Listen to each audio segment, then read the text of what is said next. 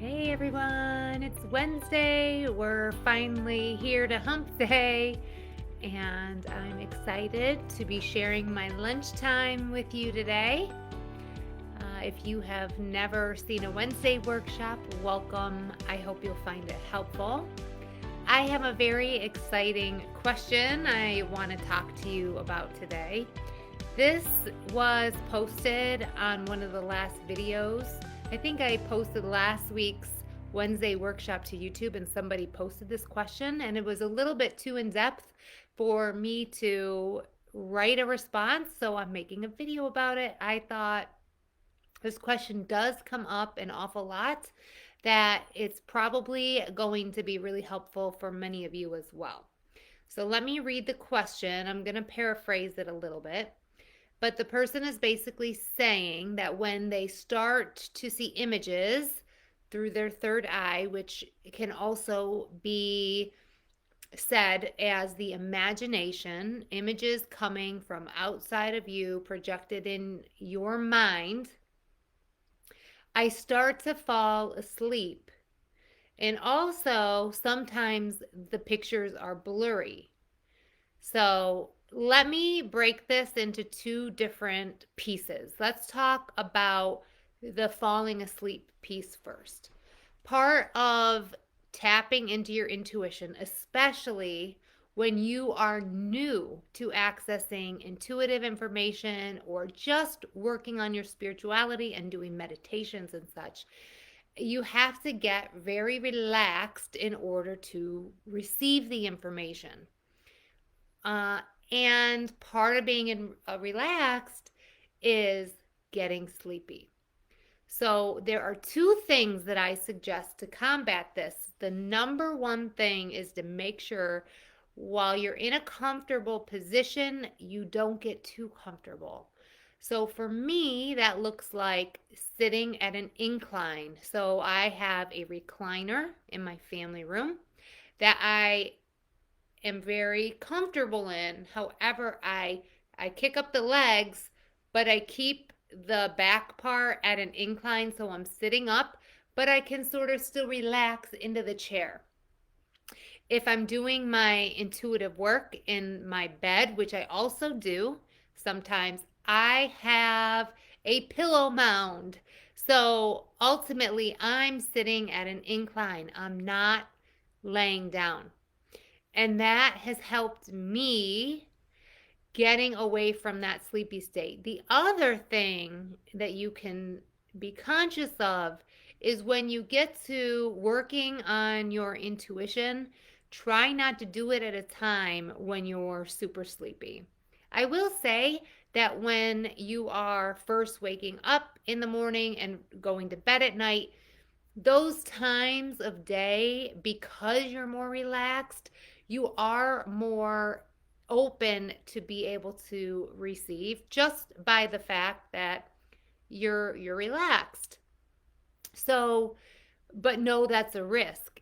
That's a good time only based on the fact you're already relaxed. But if you fall asleep, it's not doing you any good because you're not going to receive the images, or it starts to go and then you're asleep and you don't remember what you've seen. So I would say that when you are sitting down to practice, find times of the day to do that when you're not going to be sleepy. So if you exercise after you come back from your run or come back from the gym, you're energized, you've got your energy flowing, and that's also a really good time because your energy is flowing. You have just exerted yourself and gotten your energy system flowing. So that's another good time to tap in. So if you line up the practice time with a time where you're energized after you've had your morning coffee or just ran a whole bunch of errands and are energized, whatever that looks like for you. I know different people's energies levels vary very much. So pick the time that's best for you. The other thing that I suggest is to set the intention before you start your intuition work that you will not fall asleep. However that intention setting looks for you, do it that way. For me, I would say my intention is to practice using my intuitive skills.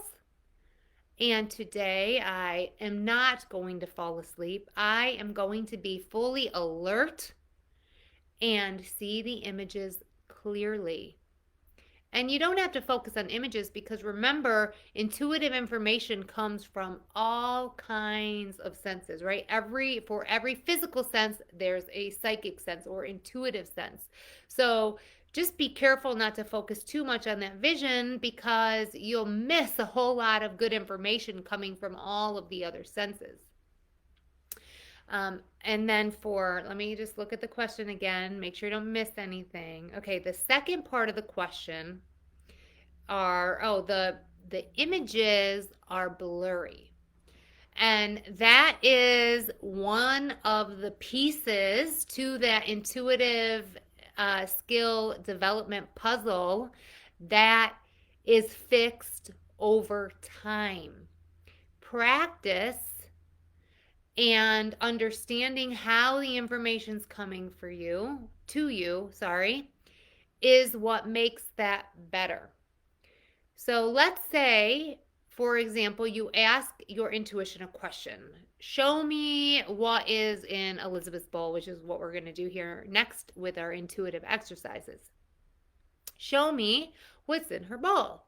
And you get some kind of picture. You can tell there's something going on in your mind, but you can't hold on to it. And that's how it is for me. Either it's blurry or I can't quite hold on to it. I think I saw something or heard something or know something, but I don't know what it is. And that's when you're going to ask clarifying questions. So then you would ask, okay, intuition, I didn't quite get that. Show me whatever that image was, how it relates to the object in the bowl. And you're going to keep doing that. And you could keep clarifying with more questions until you have an idea of what it is. The other suggestion I have for this dilemma is making sure you're tuning into all of your senses. So that would be your hearing, and sometimes clairaudience comes through words in your mind as well as not really hearing things outside of yourself, but like you'll hear something in your mind. Smell, taste, and then your feelings give you a lot of information. It's really important to pay attention to your feelings when you're doing intuition work. So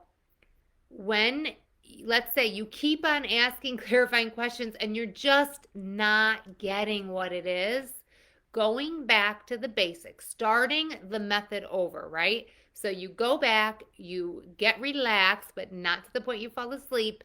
You take in your deep breaths, you do the ahams. And again, if you are not sure about the method I'm speaking of, if you're new here, on my YouTube channel, there's a video where I share with you how to do my method. And this works every single time. So you start over, you do your ahams, and then start asking questions again. Intuition, show me what's in the bowl after you've started over again. And most of the time for me, if I'm getting blurry information or I can't grasp onto it or I'm just not sure how to interpret the symbols that are coming to me when I start over, that works every single time for me. So I think that you should see success with that. And I would say practicing is the key here and not giving in to the exercises. This really set me back a lot when I was first tapping into my intuition because I would be picking colors out of a bag of crayons to tap into my intuition, right? And I would ask one question, think it was green, and then not go any further. And then I've already done the exercise and I see that I'm wrong. So when you're watching my videos with the intuition exercises or however you're practicing your intuition, make sure you give it a good shot before looking at the reveal or getting the answer, and that you've asked at least a number of clarifying questions, because otherwise you're sort of like wasting the exercise, right? So those are my recommendations on really diving deep into practicing your intuition, helping you through the falling asleep, the getting too relaxed, and workshopping those particular instances where it is blurry. You know you're getting intuitive information, but you can't decipher what it is. If anybody else watching this video has any other suggestions, make sure to put that in the chat. It'll be really helpful to everybody watching this at a later time. All right, so I have 3 exercises prepared for all of us today, and I have my mixing bowl. I'm going to put a food item. All right, we're going back to food today. And I'm giving you a hint, okay? Because I told you it was food. Anything at all could be in this bowl, but today it's food. A couple of things. With food, you can use all of your senses. I always say tap into all of your senses. But with food, you can practice if you want to get better at practicing the psychic sense of taste and smell. This is a good one to focus on that. But for this exercise, you can also just use all of your senses. You can even do a run through. Ask your intuition, show me what is in Elizabeth's bowl, and then see what comes up. Ask your clarifying questions. And before you answer, you could go through the checklist in your mind. Okay, show me what's in Elizabeth's bowl in my feelings. What does it feel like? In my mouth, does it have a taste or a smell? And you could do it that way too to practice. So I am going to give you a minute to do this. And of course, if you're watching the replay, just hit pause and unpause whenever you're ready for the reveal. And put what you get in the comments, because I really love to see, and I think we can workshop it that way and really help each other get better with our intuition. All right, I'll be quiet now.